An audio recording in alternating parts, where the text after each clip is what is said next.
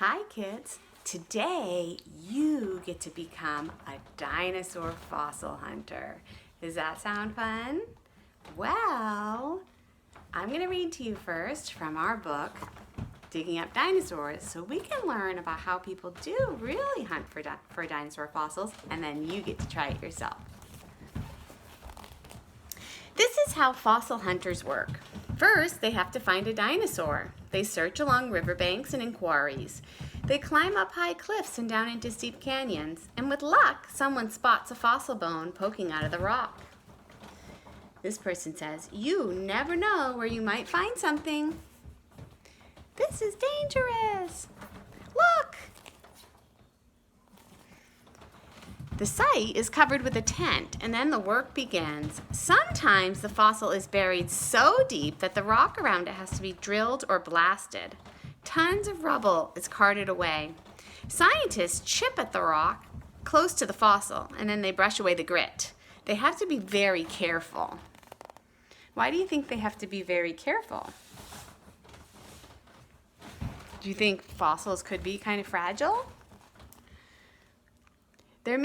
This person says, there may be just a bone or two hidden there. If we're lucky, there may be a whole skeleton. A fossil is hard as rock, but it's very brittle and easy to shatter. In that case, this dig could take months or even years. What a lot of rubble.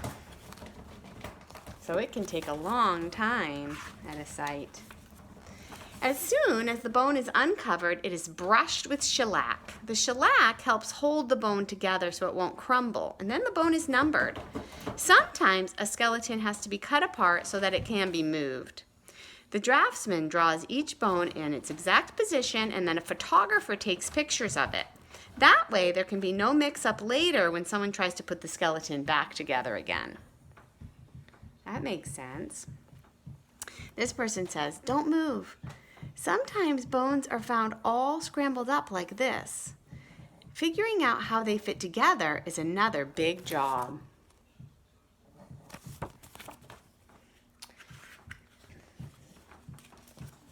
When the bones are ready to be moved, they are carefully wrapped. Small bones are wrapped in tissue paper and put into boxes or sacks. Matchboxes are perfect for the tiny pieces. I imagine unscrambling these, if we forget to number them, would be hard. Large bones are left half buried in the rock. They will be dug out later at the museum. These fossils are covered with a plaster cast as if it was a broken leg. This cast protects the bone. It's amazing how fragile even the big bones are. First, the parts of the fossil that show up are covered with wet tissue paper, and then with strips of burlap dipped in wet plaster, and then the whole piece is wrapped in the same way. When the plaster dries, it becomes very hard. The tissue paper covering makes the cast easier to remove later. Each bone is then packed in straw and put into a crate and taken to the museum. And at the museum, the scientists unwrap the fossils and begin digging them out of the rock, and they study each bone. They compare the bones to other dinosaur bones, and they compare them to the bones of other animals. And they try to figure out what size and shape the dinosaur was, and then they try to find out how the dinosaur stood and walked and ate. So there's an example, Iguanodon. They had to put all those bones together like a puzzle and figure out how the dinosaur really looked.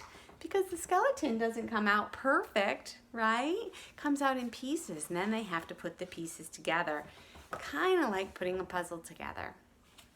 So you have in your bag some things so that you can pretend to be a dinosaur fossil hunter. You have a sheet that has bones on it, like these bones. You're going to cut those apart, and then you also have a paper that you can use, and you have some sand, and you also have a small paintbrush, I believe, which I can't find mine right now, but you have a small paintbrush. So what you're going to do is take your bones, take your sand, and cover your bones and pretend that they're buried. And then carefully you can brush them off with your paintbrush and try to pretend that you are a dinosaur hunter trying to find those fossils. Carefully remove them from the sand, and then if you want, you can practice putting your bones together and think about how these bones might have gone together to make a dinosaur.